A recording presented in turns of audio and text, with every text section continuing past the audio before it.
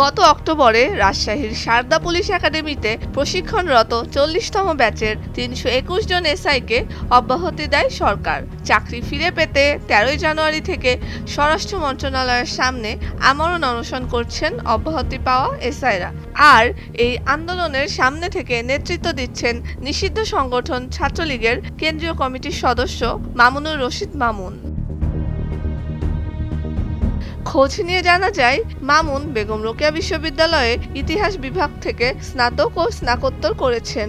তিনি কেন্দ্রীয় কমিটির সদস্য ছিলেন। তার বিরুদ্ধে বেগম রোকেয়া বিশ্ববিদ্যালয়ে চাঁদাবাজি, মাদক সেবন, শিক্ষার্থী মারধর সহ নানাবিধ অভিযোগ রয়েছে। জানা যায়, মামুনের বাড়ি দিনাজপুরে হওয়ায় সাবেক নৌ প্রতিমন্ত্রী খালিদ মাহমুদ চৌধুরীর সঙ্গে তার ঘনিষ্ঠ সম্পর্ক ছিল। নাম প্রকাশে অনিচ্ছুক পুলিশের এক কর্মকর্তা বলেন, গোয়েন্দা প্রতিবেদনের ওপর ভিত্তি করে 321 জন ক্যাডেট এসআইয়ের একটি তালিকা করে সারদা পুলিশ একাডেমির অধ্যক্ষের কাছে পাঠানো হয় এবং তাদের বিষয়ে ব্যবস্থা নিতে বলা হয়। এছাড়াও অভিযোগ রয়েছে, মামুন পুলিশের এসআই পদে নিয়োগ পেতে অসাধু উপায় অবলম্বন করেছেন।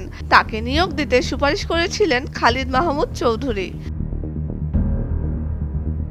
এদিকে চাকরি থেকে বাদ পড়ায় এসআইদের আন্দোলনে নিষিদ্ধ ছাত্রলীগের কেন্দ্রীয় নেতার নেতৃত্ব দেওয়া নিয়ে প্রশ্ন তুলেছেন ছাত্র জনতা। 14 জানুয়ারি ছাত্রলীগ নেতা মামুনের একটি ভিডিও সংবাদ মাধ্যমে প্রচার হলে এ নিয়ে বিতর্ক শুরু হয়।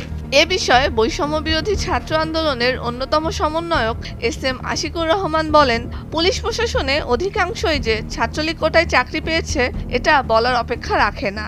তাদের মাঝে একদল ছিল পুলিশ প্রশাসনের বিভিন্ন পদে, যাদেরকে বহিষ্কার করা হয়েছে। এইটা একদম উপযুক্ত সিদ্ধান্ত বলে আমরা মনে করি।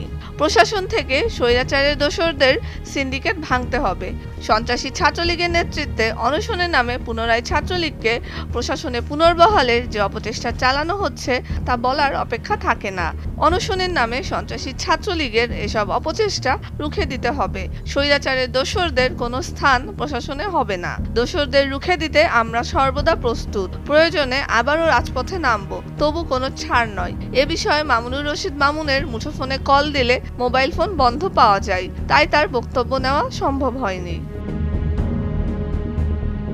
গত 13 জানুয়ারি সকাল থেকে সচিবালয়ের সামনে 40তম সাব ইন্সপেক্টর 2023 ব্যাচের অব্যাহতিপ্রাপ্তরা চাকরিতে পুনর্বহালের দাবিতে অবস্থান কর্মসূচি পালন করে আসছে।